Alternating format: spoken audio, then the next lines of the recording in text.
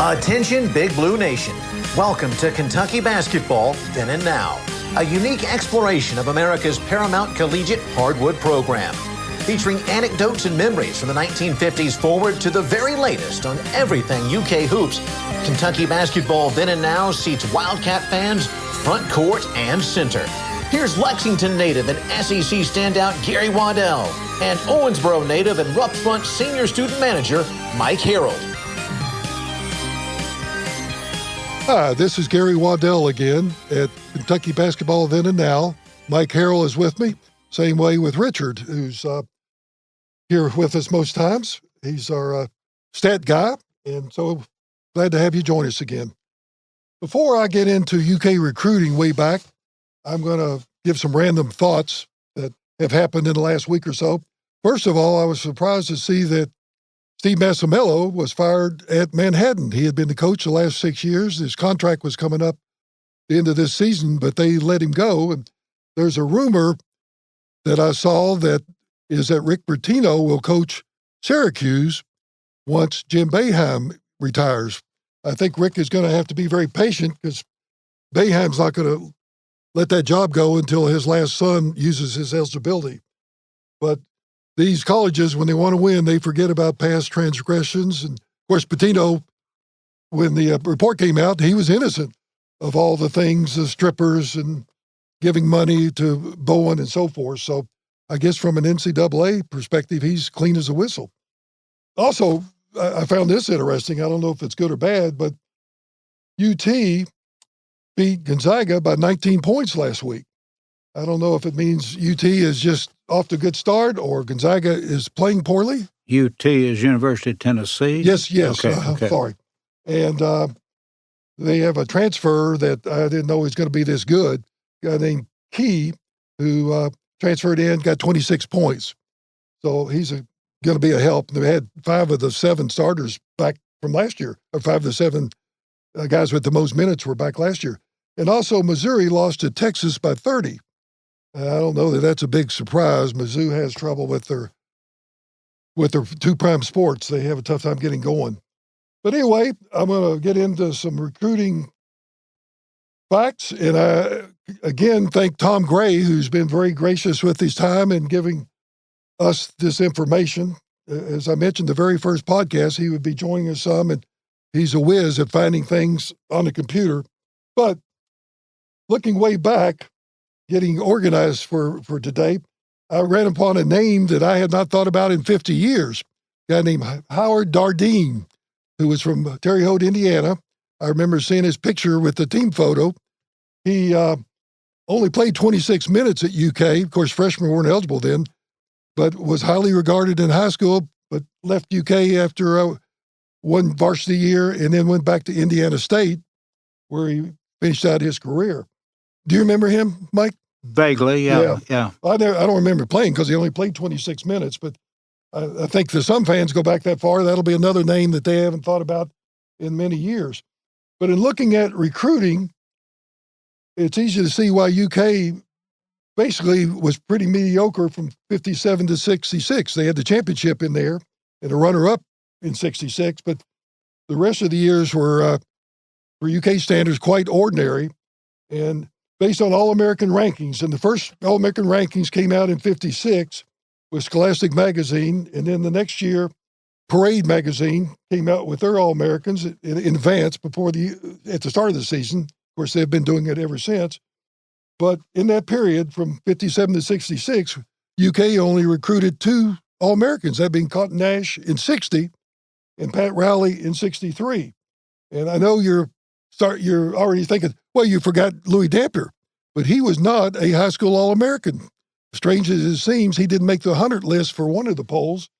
Somebody missed on that. He was a high scorer in Indiana his senior year of high school.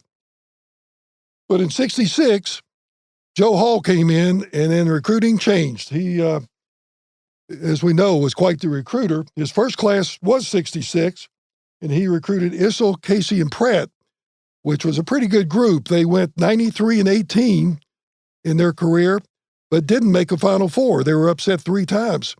After that, the 71 and 74 classes were very strong, maybe as is good. It's up to the individual to determine which one they think was best. But the 71 class had Connor, Flynn, Guyette, and Greavy. And they were their senior year's runner-up to UCLA, Wooten's last game in 71. And then in 74, the class was Givens, Roby, Phillips, and Lee.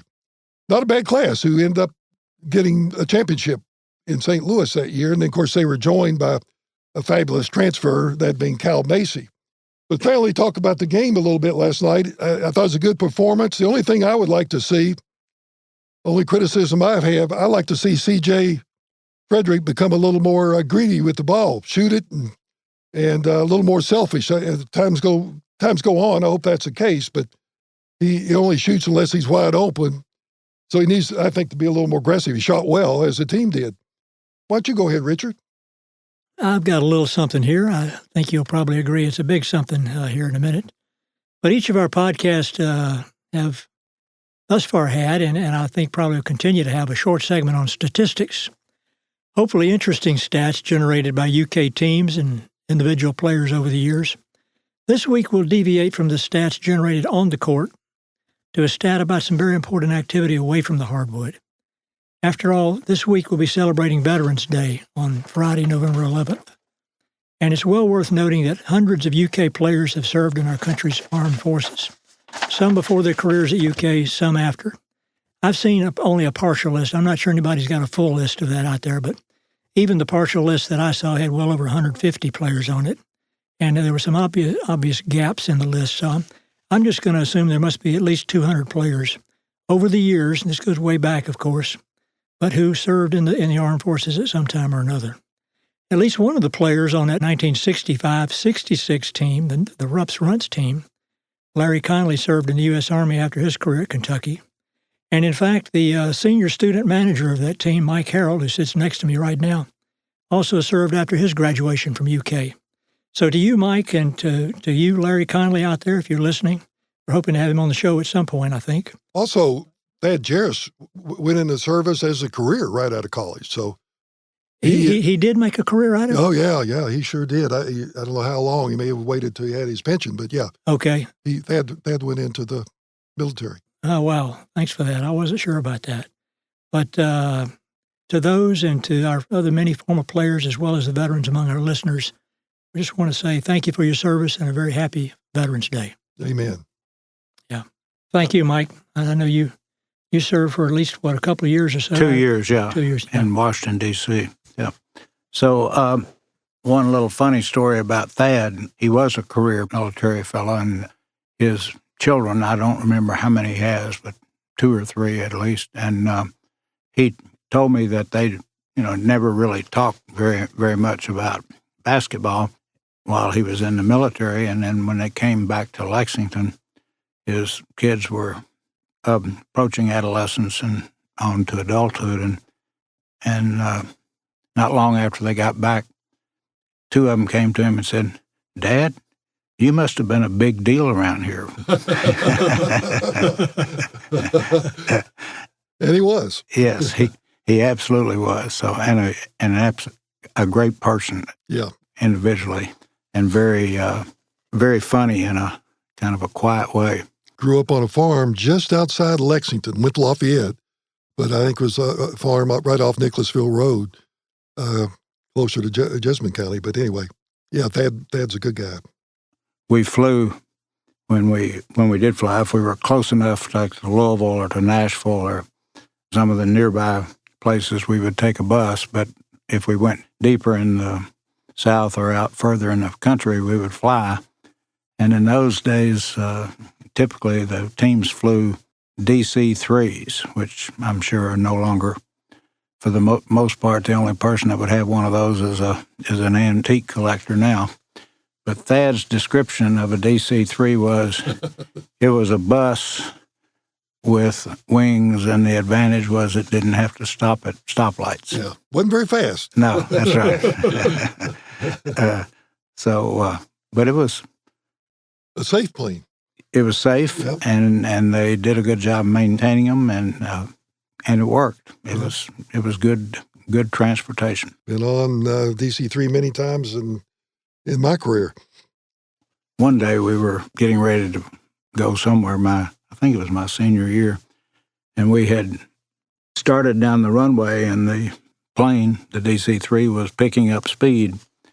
And, everybody was in their seats with their safety belts and everything's braced. And all of a sudden, some light came on in the cockpit, and they took their foot off the gas pedal and put it on the brake. And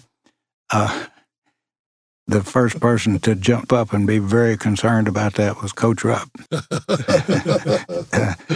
I'm sure he was scared because just like everybody is when something goes wrong with your airplane, but he was also, knowing Coach Rupp, irritated because something had gotten in the way and slowed things down.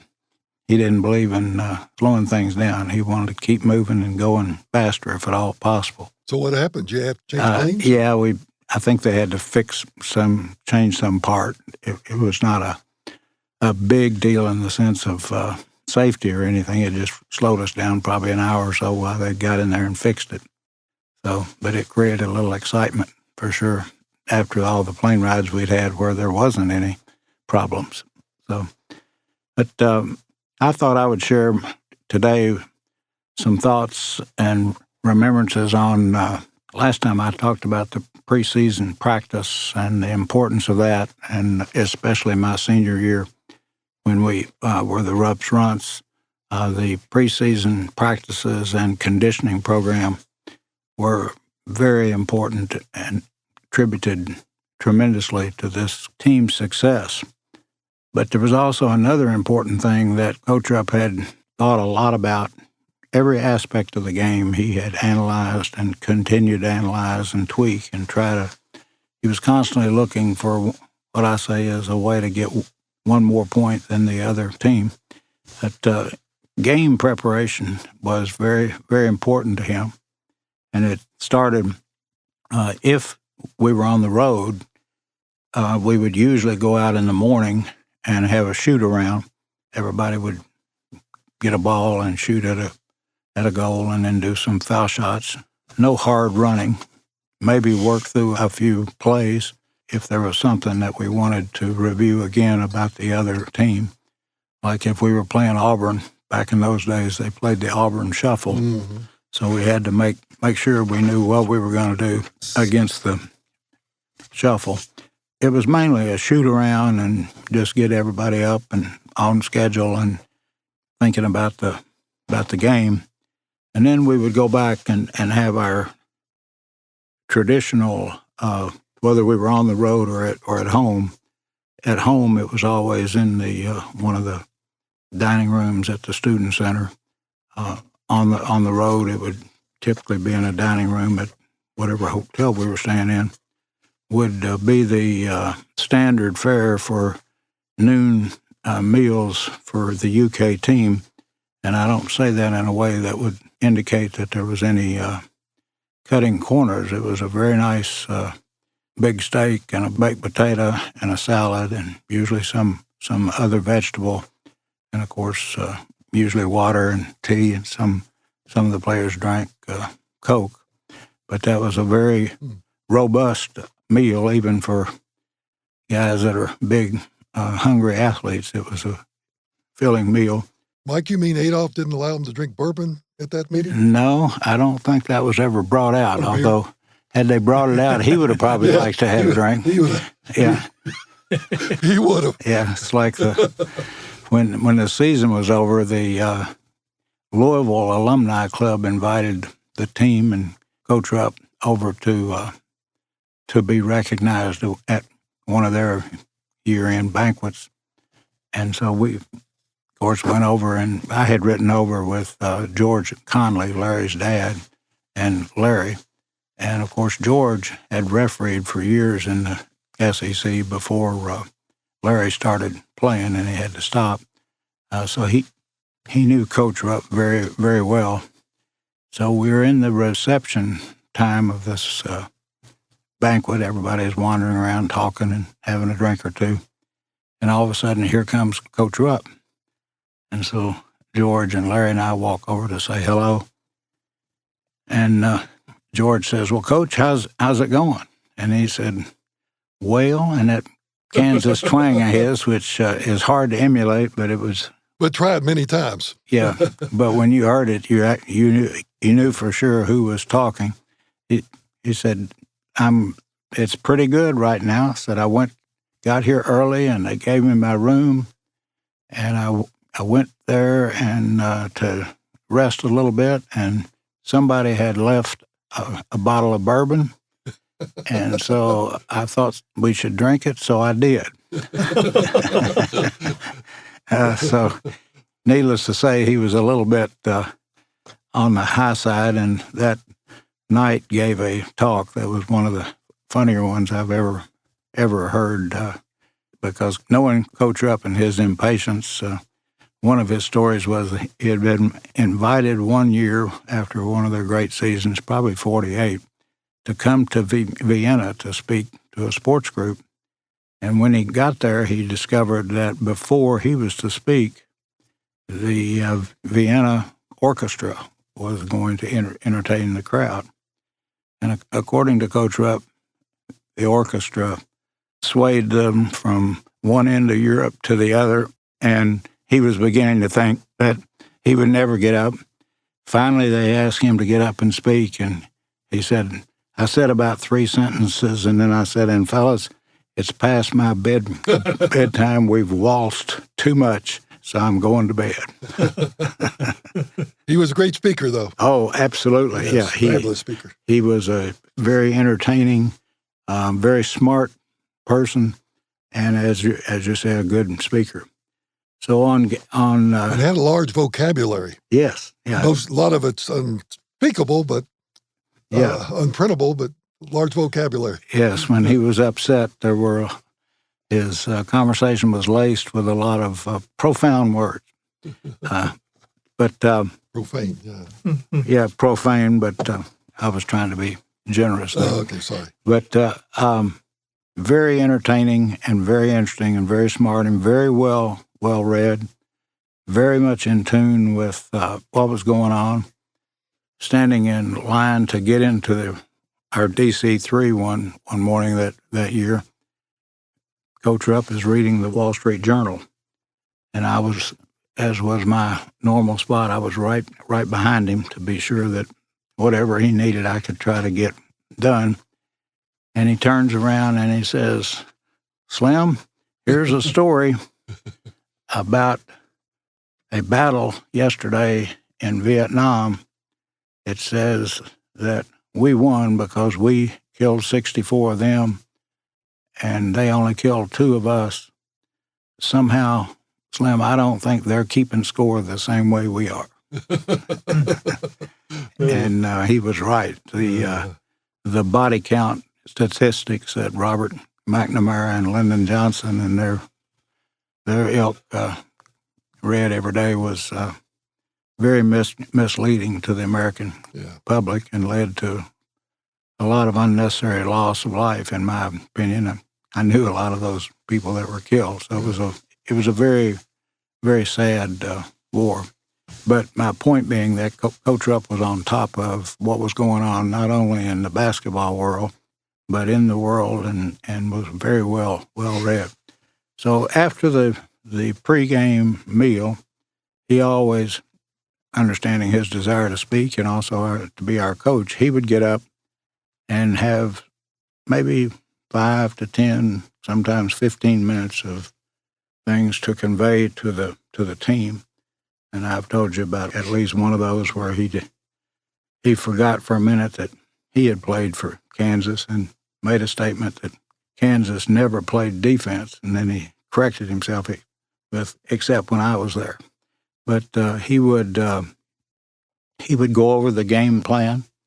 He would go over who was on the other team, their coaches, the atmosphere we should expect, where we were in the standings, how important the game was, and where that would position us for taking advantage of future possibilities in the rankings and conference standings. And remember, back in those days, it was very important, as it is today, but more important then, to win the conference, because only the conference championships went to the NCAA. So it was very important to be the the winner of the conference, and there wasn't an East-West like there is now. It was just all one conference. So he would really lay it out all on the line about how important this game was and see if there were any questions, and then get everybody to go back to their room, work on homework if that's what they wanted to do, or take a nap, but to stay in their room and rest and not be out walking around and getting their legs tired before the game. And then about 5:30 for an 8 o'clock game, we would meet again, usually in the same place, and have our pregame meal. But now this was a much lesser meal. It was a very small, the players called it really a bone ribeye steak that was so well done it felt like there was no way to chew it.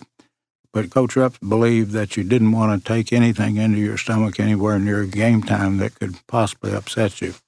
So we had a very bland, usually ribeye steak, and then a pretty much plain baked potato and a little bit of a salad or a green vegetable. And then we got in the bus or the cabs, depending on which city we were in, and went to the field house to play the game.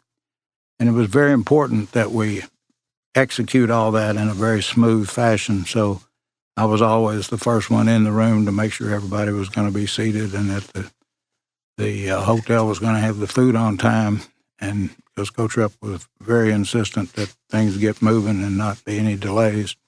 And then we would go out to get on the bus, and that was pretty easy.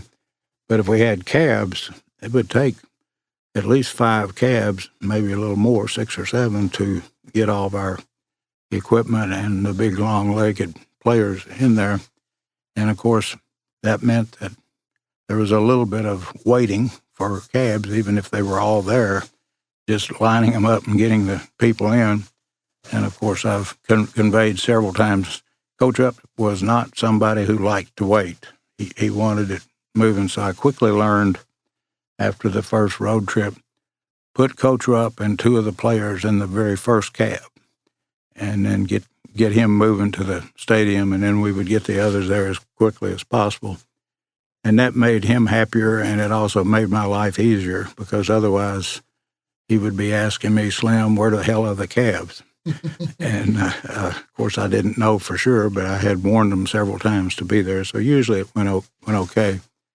So then we got to the facility, and it depended somewhat on, there were a few games where the freshman players came and played before like they did at home, but usually on a road game, the freshman team did not play, so the pre-varsity game was somebody else that Coach Rupp didn't care too much about. So he wanted his program and his chewing gum and his chalk and his water and his tissues early, and then he would sit in the training room and talk to Spike Kearns, our trainer, and the players as they came in individually to get their ankles taped or whatever. Of course, at home, it was a little different situation in that our freshmen were playing, and Coach Rupp got there early before the game, and he would sit usually there out on the court until halftime, and then he would get up and go into the locker room because he didn't want to be bothered by people. And as people started coming in for the varsity game, if he were sitting out there, inevitably many of them would come up to greet him and say something and ask for his autograph. And he just didn't want to be distracted during this time when he was trying to focus on the game. So he would go back to the locker room. The issue there was, of course, we didn't have cell phones, and they didn't have a lot of TVs in the locker rooms and stuff like I think they do now for the most part. So I had to have about 3 managers lined up behind me, and anytime the crowd roared, I quickly sent one of those managers in to tell Coach Rupp what happened, because he wanted to be very much into the game, but he didn't want to be on the court. So we had a little manager hustle there to make sure that we kept Coach Rupp informed. And then the team would take the court, and he wanted the players to warm up going away from him. Usually in those days, the benches were underneath the basket. So he would be sitting under the basket where the other team was warming up because he wanted our team to be going away from him during the first half. That would then be coming toward him in the second half, and he could have a better chance to call some of the offense plays and stuff. But that meant that he would sit there and watch the other team warm up. And inevitably, these are good college teams with very good players, and every team we played almost had 2 or 3 really good outside shooters and a couple of guys at least that could dunk the ball. And so Coach Rupp would watch all that happening, and he would literally, at times, rock back in the chair and to the point where his feet came off the floor, and he said, "My God." And you could just see he was getting more and more worked up about how good the other team was.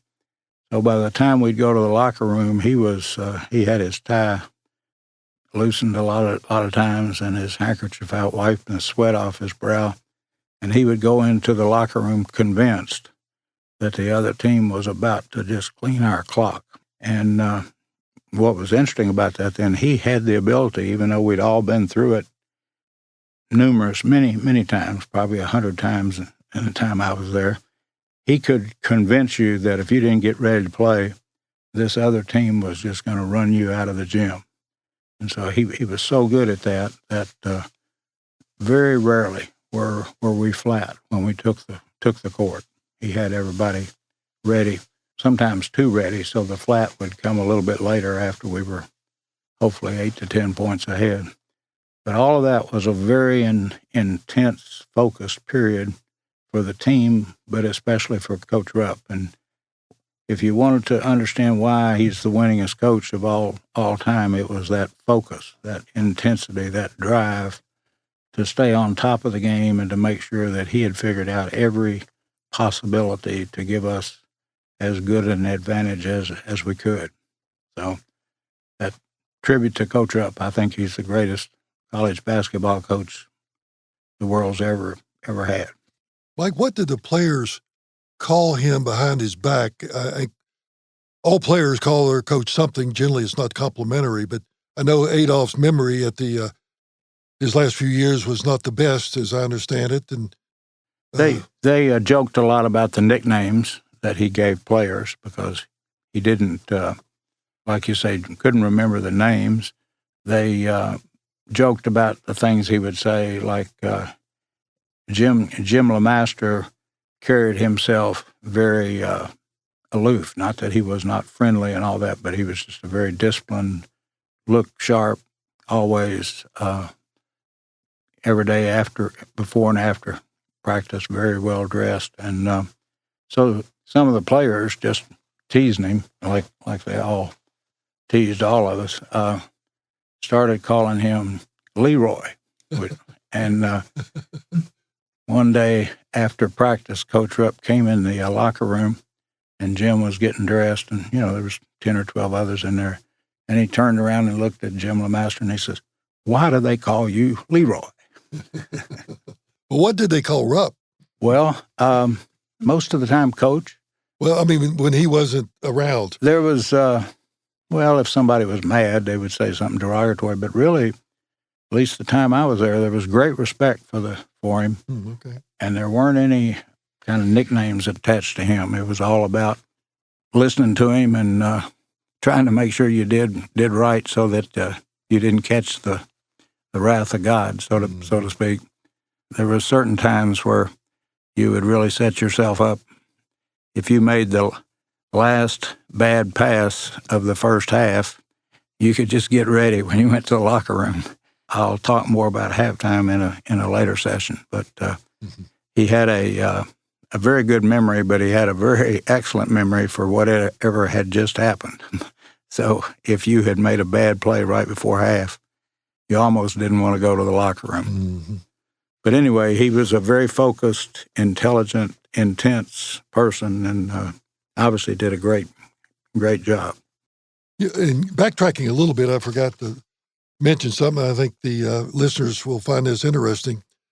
But here is a list of our coaches and how many All-Americans. Of course, now there's numerous All-American teams, but how many All-Americans they recruit. Sutton recruited 6 in 4 years. Rupp recruited 36 in 15 years. He obviously recruited more than that, but they didn't keep All-Americans back in the 40s and so forth. Gillespie had 4 All-Americans in 2 years. Hall had 29. Patino had 14 in 8 years. And guess who had the most? Cal. Yeah. No surprise there, I guess. Yeah, I guess, right. Cal had 50 in 11, has had 50 in 11 years. Okay. So, Wow. but only one championship. Yeah. There was a saying back then that if you were good and you went to play for Coach Rupp, he would make you great. If you were great, he would make you an All-American. But the process might not be pleasant. Yeah. Yeah, I've heard a few players say, I got through it, somewhat enjoyable, but I would not go through it again. Yeah, it was very intense and very focused. And there was, the statement about only talk if you can improve on silence is a good example of just the focus and intensity. There was no idle chatter, and everybody was expected to be paying attention 100% of the time. And Harry may have been tougher sometimes than Adolph, I think. Oh, yes. Oh, yeah. Coach Lancaster was missed his calling in that he should have been a Marine drill sergeant. He was a driver. Yeah. Well, thanks again for listening. And we appreciate that, and we look forward to joining you the next time. Again, our email address, I keep telling people, but it's chatwildcats@gmail.com, chatwildcats@gmail.com. Thanks again. Thank you for listening to Kentucky Basketball Then and Now.